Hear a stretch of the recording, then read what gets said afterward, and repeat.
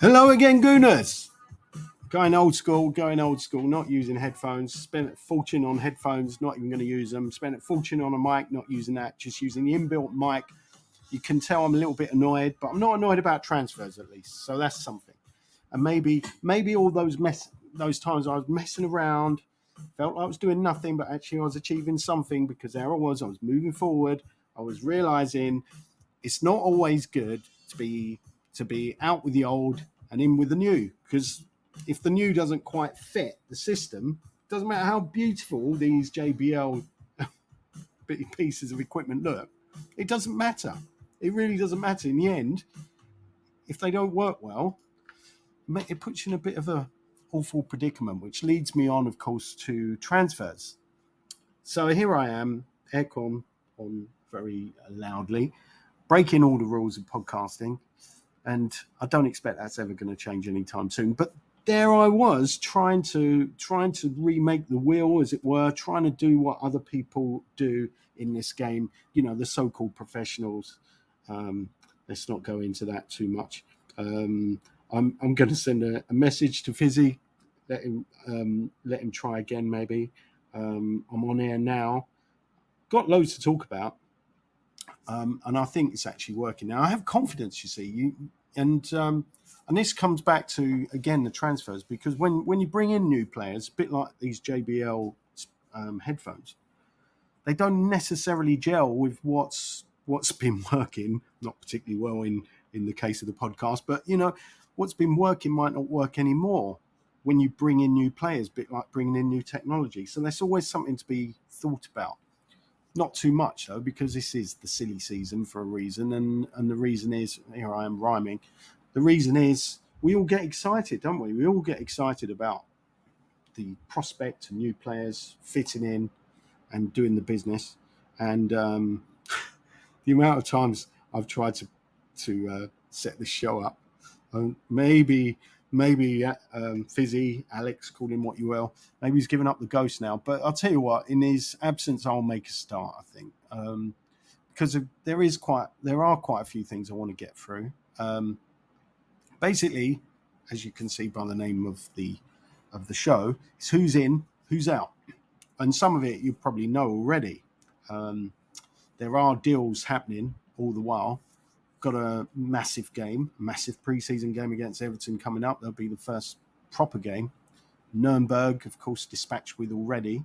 And talking of Nuremberg, this was the chance to herald a new arrival at the club, Gabriel Jesus. And I think I am pronouncing his name right because I've been practicing for a while, believe it or not. Perhaps you don't believe it, but yes, I have certainly been practicing. I better have a look at where is Alex? But anyway, yeah, on Gabriel Jesus, no one can moan about his beginning to life at Arsenal, the way he came on and totally changed that game, because it looked like it was slipping away. Not that it was the most important game of all time, clearly it wasn't. Just looking at all these things I've got lined up here, all trying to make the JBL headphones work, and yet eventually when it didn't work for long.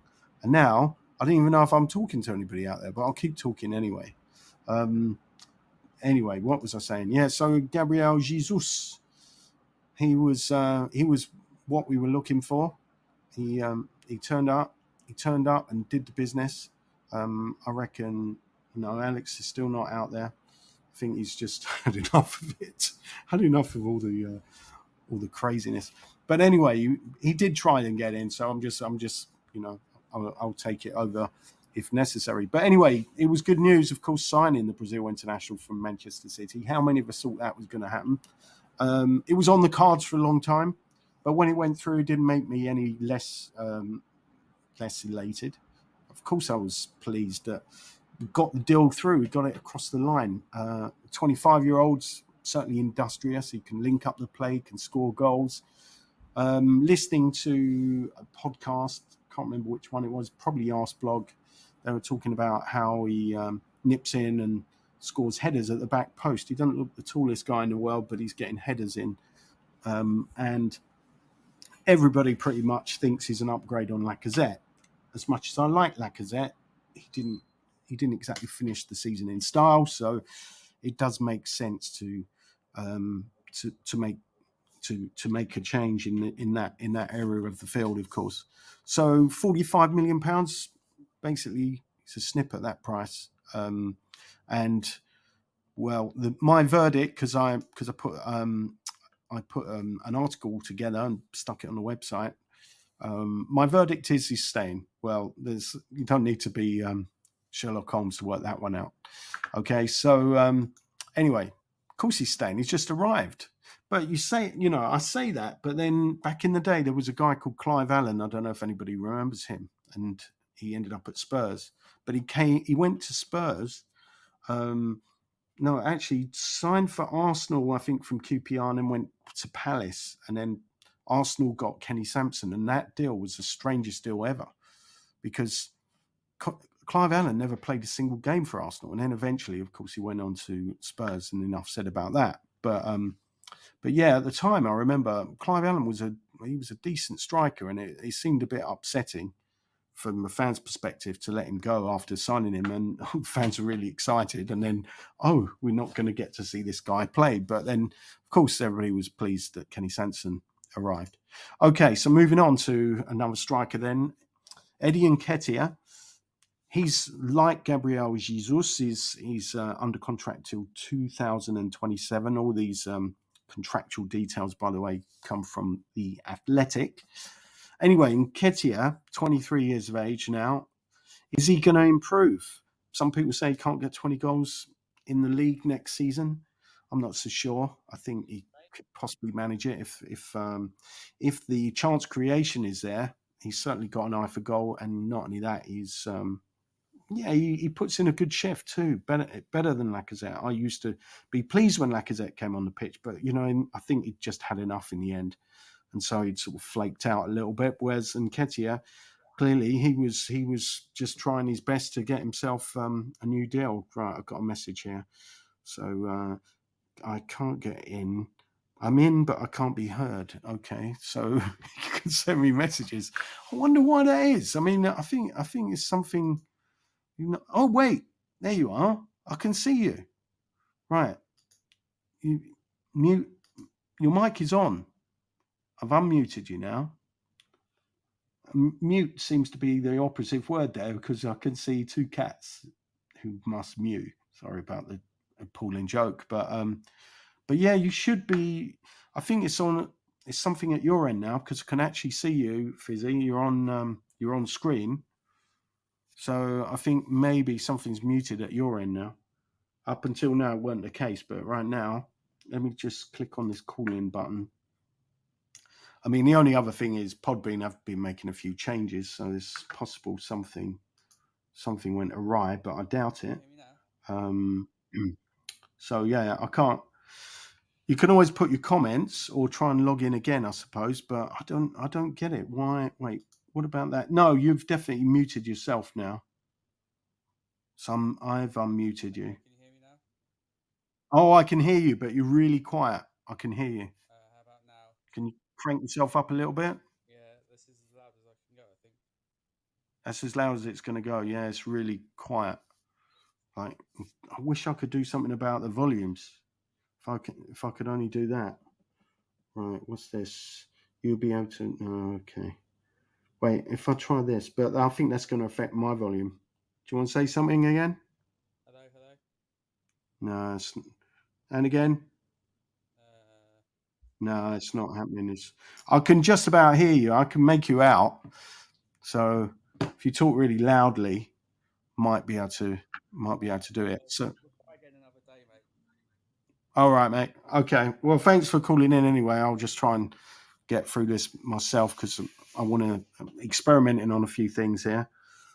I almost feel like putting the headphones back on at this point, but I think that'd be a major mistake, but it wouldn't be the first one I made in life. Wait, what was that? I reckon it's these headphones that wrecked everything, This is what happens. Right, okay. So let me switch to this, and then suddenly no sound. Right, okay. Back to what I'm used to. And the output, I can't understand it at all. Right, 1, 2, yeah. Okay, back to the old school style of doing things. Right, anyway, so where were we? Dropping the headphones with a nice clang. Okay, so yeah, in terms of those two, everybody's pretty happy about that. The key thing, though, is what's going to happen to following Balogun. Well, what I was writing about was there were high hopes for him last season, and it didn't really materialise the way we thought it would because Brentford, basically, opening day of the season, no one expected him to make his debut as a starter in that game, and didn't work out quite as well as it could have done. I think he got taken off at half time. The season before, he'd had a pretty good season, scored in the Europa League, but it was just the way he went about his business. I was so impressed with him, and so when there was that possibility that he was gonna move on, I was pretty upset about it, and I was so glad that it never happened. So now I'm just pleased that he's staying. He has his contract situation he is signed until what? Yeah, I'm trying to. Every player's contract is down there except his. Why is that? That's not a good sign, is it? 2025. So I'll add that 2025. He's down until that. He should be at Arsenal till 2025 if all things stay equal. But as we know in football, they don't. So I think he's going to be going out on loan again. Personally, I know there aren't a huge amount of strikers to choose from, but personally, I don't think Balogun's going to be sticking around. If he does stay for this transfer window, I think he'll be off in January. He only got 3 goals, of course, last season in the Championship with Middlesbrough. But then when you think about it, same happened to Nketiah. He only got 3 at Leeds, playing at the same level. So hope for Balogun yet. Right, moving on now to the midfielders. Bukayo Saka, he's out of contract in 2024. Okay, so it's not next year, but the year after. A lot of people saying that new deal needs to be done ASAP. He's only 20 years of age. He's only going to get better, you'd like to think, as long as he steers clear of injuries. He's got so much nerve taking penalties, especially after missing that crucial penalty shootout one for England in the Euro 2020 final, which, of course, took place the year after. So, yeah, we want to keep hold of him. Same goes for Martin Odegaard, who's only last season signed on a permanent basis. But so he's had a couple of, 1.5 seasons at Arsenal now. But he's still got a lot to prove, I feel. Probably doesn't get enough goals, but he is good with the final passes. And from free kick situations, he's excellent. Not only that, I think he's a good captain, cool, calm and collected. That's what some of us want, not everybody. Personally, I'd stick with him at captain. He didn't do much wrong during the time he had the armband, so why not give it to him permanently? Also in midfield, so he's signed Odegaard till 2025. Emil Smith-Rowe, 2026. So I think I've said a lot about him before, so I'm going to keep it brief today. Reminds me of Paul Merson, which the spell check changed to Mersin, which is interesting, but he's still only 21, so best is yet to come from him as well. Martinelli, another youngster. He's out of contract 2024, which is a bit sooner than I thought. He's a full Brazil international now, and on his day, he's unplayable, only 21. The issue I've got with him is injuries, inconsistency, and I don't really want to call it an inability because it sounds a bit harsh, but I don't think he's as able to play as a striker as other people seem to think. I think he's pretty good as a left winger. It's so much more dangerous when he's deployed in that part of the field. So I'm not sure how this season is going to go for him. Obviously, I think it's about steering clear of injuries, getting a run in the team, really.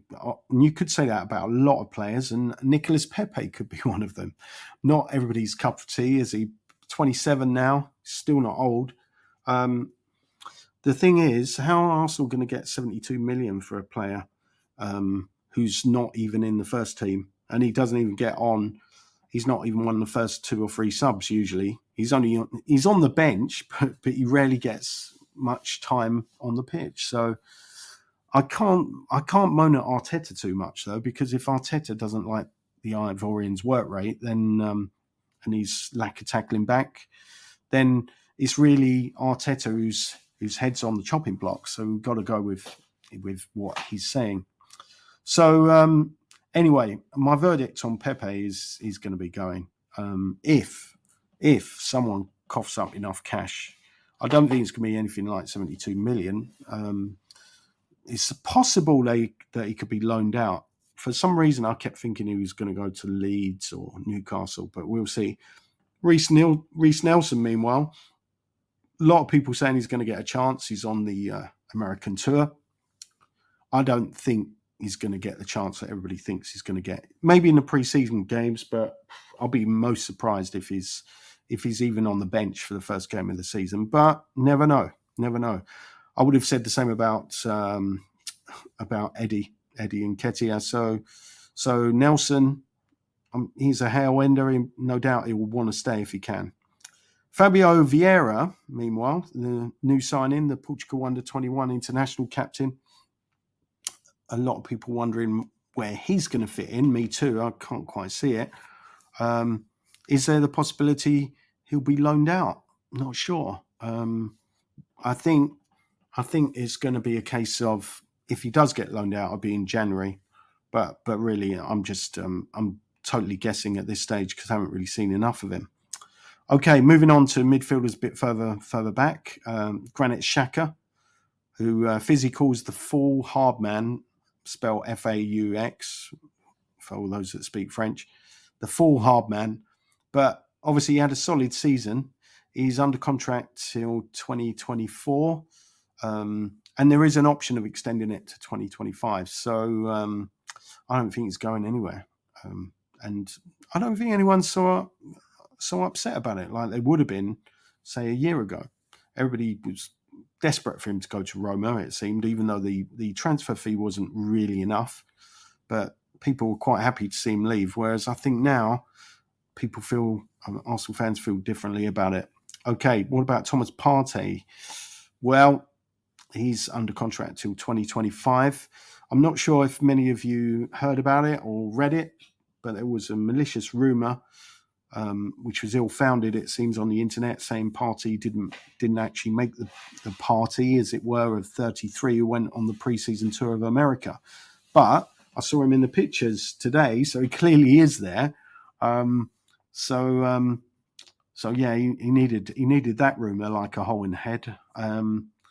But meanwhile, of course, he's had a lot of injuries as well. So let's hope that he puts all those injuries behind him. The strange thing is, of course, before he came to Arsenal, he didn't seem injury prone in the slightest. And I often think about this. I keep thinking, is it something to do with the way referees are officiating? Is it because they are biased against certain teams?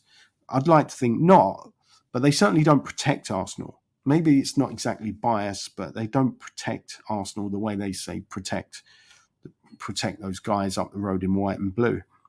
So I'm hoping the referees will be kinder in future, and players like Partey could benefit from that. Mo Elneny, Partey, as I said, contracted till 2025. Elneny, he's only signed a 1-year extension, but there is an option to extend it for a further year. And I think if he produces the same form as he did at the end of last season, I think he's well worth keeping. So hope I wouldn't even be at all surprised if he starts in the first game. You heard it here first. I don't think Fizzy's going to agree with me there, but I'm by myself for once. So what can I do? It was going to be a joint show, but I'm not sure what happened.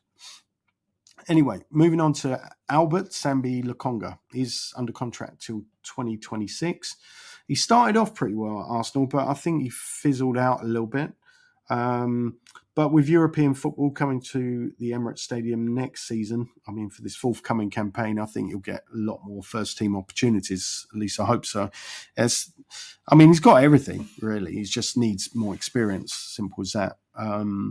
Talking of players that have got everything, Ainsley Maitland-Niles falls into that category, but he's out of contract next year. and I can't see him sticking around. 24-year-old certainly has got the ability, but how many times have we seen him take the game by the scruff of the neck, even when he's in his preferred central midfield position? Truth is, not often. I think I saw him do it once, but it wasn't against one of the top teams. So I personally would like him to stay because he's excellent as a utility player. The issue I've always had with him is not technical ability, it's just whether or not he can stay switched on mentally throughout the game. And you'd like to think he's all these experiences, playing for Roma in particular and West Brom as well, to some extent, must have helped develop him as a player. He's got a lot more experience at least. But anyway, I think he'll go. Lucas Torreira, almost certain to go. Valencia looks the most likely destination. Fiorentina wanted him, but they don't want to pay £15 million for the Uruguay international. Seems not that much money to me when you bear in mind he was a fan's favourite until Arteta sort of hoiked him out of the team. But yeah, 26, so he may well even improve. 26 isn't necessarily peak age for a midfielder. But I'm not quite sure why Torreira doesn't fit the way Arteta wants to play, but clearly he doesn't. He either doesn't rate him or he just doesn't feel he fits into the system that Arsenal have. So let's move backwards to the centre-backs now. Obviously, Ben White shouldn't be going anywhere in a hurry. He's signed up till 2026. He's one of the first names on the team sheet, and he's versatile. He's not only a centre-back, can play at right back, so he's got to stay. In my opinion, the same goes for Rob Holding. He's not indispensable as such, but the 26-year-old, he may get stick for his lack of ability or perceived lack of ability, but his attitude's first class. He was a saviour at West Ham, but then he was a sinner at Spurs, of course, last season. Saviour at West Ham by getting a goal in that 2-1 win, but getting sent off against Spurs, well, he was just trying too hard, perhaps. But ultimately, my view is he's a winner, he's a battler, he's somebody that we need to keep hold of, if you'll excuse the pun. Saliba, though, William Saliba, signed up till 2024, just like Rob Holding. I'm not so sure about him. I know everybody rates him. He's had a great season in France. I don't think Arteta likes him. I cannot see him staying at the club. I've been saying this for a long time. I think he's off. I think we're kidding ourselves if we think he's going to come in the team and rip up trees. Even if he ripped up trees in France, they're different. They're called arborists or something. They're not trees, are they? So he's not going to do it. And Arteta's seen something he doesn't like. But I suppose he'll give him one more chance. It certainly looks that way. But yeah, I don't think it's. I'll be very, very, very surprised if he's sticking around after August. Pablo Mari, same goes for him, really, if they can find somebody who wants to buy him. I think what I wanted to say about Pablo Mari is I feel he's been made a scapegoat, really, because like Cedric Suarez, some people don't like him. Not me personally. I think Suarez is all right, but Mari not quite as good as Suarez for me. The issue I've got with Mari is, yeah, he's quite solid, but he's not as rough and ready as Holding, and he's not as quick as the other centre backs, and his passing isn't great either. So for those reasons, I'm not a massive fan, but I'm not one of his detractors either.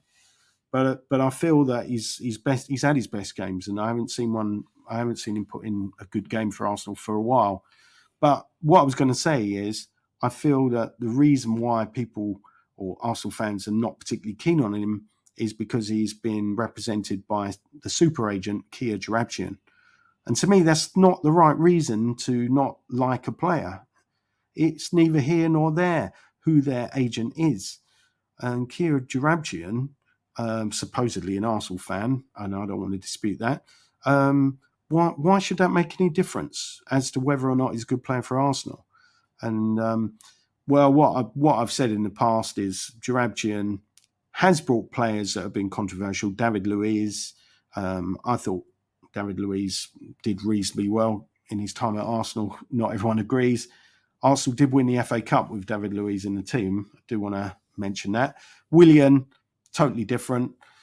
It was an unmitigated disaster. There's no getting away from it. I was quite keen on the Willian signing. It didn't work. I have to hold my hands up and say I got it wrong. But anyway, Mari, not a total disaster, but it's not been a massive success either, has it? It's been sort of lukewarm signing, I suppose you could call it. So I think Mari's time at Arsenal's at an end, basically, unfortunately. But it looks like there are interested clubs. Udinese, he did quite well there, but the teams that are interested apparently are Hellas Verona, Napoli and Fiorentina, so he looks dead set to go back to Italy. Right, Gabriel Magalhaes. There's been a lot of interest, talking of Italy. Juventus apparently were interested in Gabriel Magalhaes, but I don't think he's going anywhere. He's certainly got what it takes. Some people said he could be captain. I don't think so. He doesn't speak English well enough to be captain.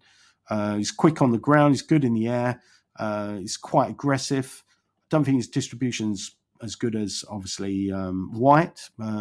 But then again, who's got distribution of that level? Probably no one. Okay, so I think he'll stay, though, and he's under contract till 2025. And what I didn't say is, or did I?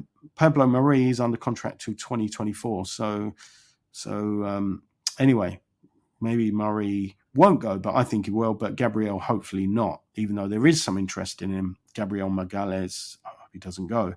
Austin Trusty, the guy who was signed in January but never joined Arsenal until just now, and now he's been loaned out to Birmingham City. So we'll find out, no doubt, from looking at dispatches from the Championship and how well he's doing. So hopefully he'll do well. There was a few eyebrows because he came in from Colorado Rapids, one of Kroenke's teams. So let's not judge him too soon anyway. He's only 23, so perhaps he'll do the business. Okay, now we go on to the fullbacks. Takehiro Tomiyasu, he's under contract till 2025. Had an excellent first season. The only issue is his injuries again. You know, he's another player. I don't think he had much of an injury record till he came to Arsenal. He is essential for the team. He just adds so much energy. He's got unrivaled stamina. He's excellent in the air. He's got pretty much everything. No wonder he's a fan's favourite, but he'd be even better if he played more frequently. Cedric Suarez, perhaps. Arsenal fans want to see him play less frequently, but he's under contract till 2024. According to The Athletic, he is valued by the coaching staff, even if all the fans don't quite see what he adds to the team. I think he's pretty good. He's not the best, but he comes in, he fights for the cause. He's not the tallest, so that can sometimes be an issue with balls going over his head because he can't reach them. But he's pretty good on the ground, and he does play left back as well as right back if necessary. So I think there's something to be said for that. He's under contract till 2024. But the player that a lot of Arsenal fans would rather have as a backup is Hector Bellerin. But I don't think the 27-year-old wants to be a backup. I just don't think so. Even though he's an Arsenal man, really. He's not the same player he once was. Injuries have took their toll on him. He's not lightning quick anymore. Real Betis want him, but it seems like they haven't got the money to make the deal happen. So it's a shame, really. As I said, a lot of Arsenal fans would like to see him stay. He was made captain for a recent pre-season game against Ipswich, and remains to be seen what's going to happen. But my prediction is he'll be going. Kieran Tierney, meanwhile, another player, very injury-prone. There's been interest from Manchester City. I don't think Arsenal will sell unless it's an offer that can't be refused, as they would say in The Godfather. And the interest in Ajax is Lisandro Martinez.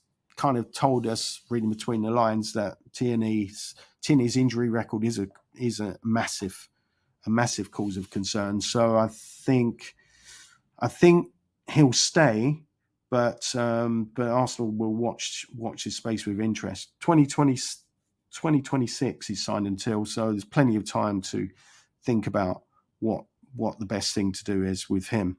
Nuno Tavares, meanwhile, or Tavares, or I don't know how you pronounce it in Portuguese.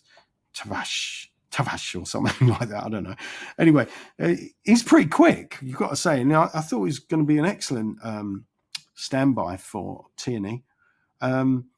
He's one of the quickest players I've ever seen, and he's so good going forward. But when he's defending, his positional play is not always the best.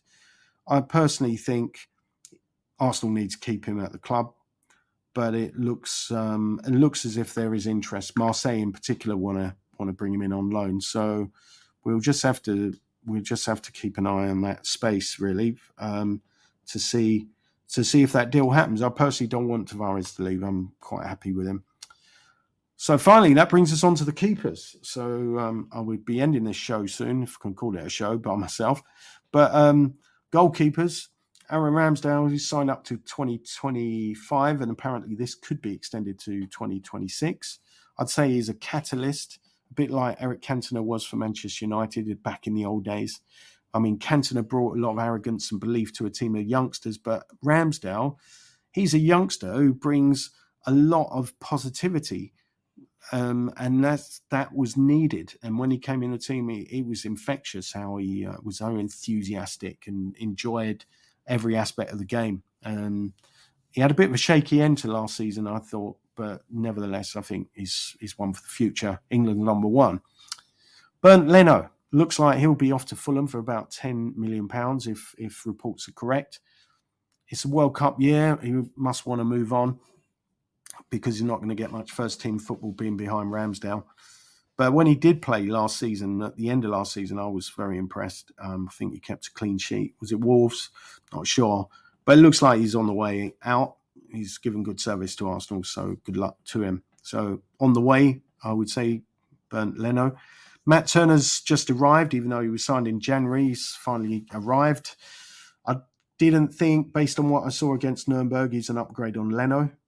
He's got excellent pedigree, though. He's a USA international, voted best keeper of the CONCACAF Gold Cup last year. Well, he's not going anywhere. He's signed till 2025, same as Ramsdale. Now I'll come to my favourite. Runar Alex Bruneson. So good they named him twice, Runar Bruneson. But, well, he's still at the club, apparently. I'm not sure if he's on the trip to America. I didn't double check that. But when you look at his record, he kept a clean sheet and a victory over Dundalk in the Europa League. That was back in 2020.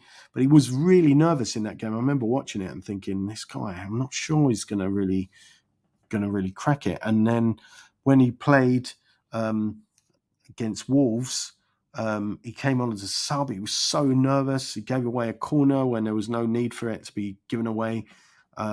It was just a bag of nerves. So I just couldn't see how he's going to make it at Arsenal. It's a tough position playing in goal. It doesn't mean he hasn't got technical ability, but he just, he was just so nervous. So something's not quite right for him to play at a big club. I mean, he's only got to look at Fabianski to see that a goalkeeper can still develop even after leaving Arsenal. So there's hope for him somewhere else. I just don't think it's at Arsenal, that's all. Because you look at Fabianski, I was always saying this is the worst keeper I've ever seen. And he was a bag of nerves. But when he went to Swansea, he built up his confidence. And at West Ham, he's considered a decent goalkeeper. I'm still not a big fan of Fabianski, I have to say, but he's better than he was. There's no doubt about that. And I'm sure Bruneson can move away from Arsenal if he can find a club to take him and prove me wrong, and anyone else who's been one of his detractors. So I wish him well when he does go, because that's what football's all about, is proving your doubters wrong. And another player, unfortunately, I haven't got a lot of confidence in, but he is young, so a lot younger than Bruneson even, is Arthur Okaronko. I can't forget about his game against Hibs. It was a calamitous air kick in a pre-season friendly, resulted in a goal. I think it was Cedric Suarez knocked the ball back to him. Okaronko just totally missed the ball. I've never seen anything like it at that level. During that same pre-season, last pre-season, Karl Hein was sniffing around the first team. So I'm not quite sure what went wrong for him. He got sent out on loan to Reading, but to me, he should be in the first team. really, because he's the third best goalkeeper at the club based on what I've seen. The Estonia international has acquitted himself quite well, and obviously he has that first team experience with Reading as well. So why is he not a third choice keeper? I have no idea. He's got a lot of presence. So yeah, that's about it. Talking of presence, Fizzy couldn't make it. He may have been able to hear, but couldn't contribute a lot, although we did sort of hear him in one version of the show. So yeah, that could have lasted at least an hour. But instead, because I've just been rattling away to myself, I think I better get a sound effect in there because I've been rattling away to myself. See, people are not happy about it. Because of that, it's just been a case of, just do the best I can. But yeah, I think it's time for the final whistle, but that wasn't it. It was just a ridiculous whistle. So I think on that note, which went or cough, I'll call it a day and wish you all well, and hopefully Arsenal will get a few decent results in the pre-season and do even better when the opening day of the season comes around. Anyway, next time, no doubt, I'll try once again to get Fizzy on the air, and hopefully we won't have all the technical problems we had on this particular occasion. Till the next time, adios, amigos.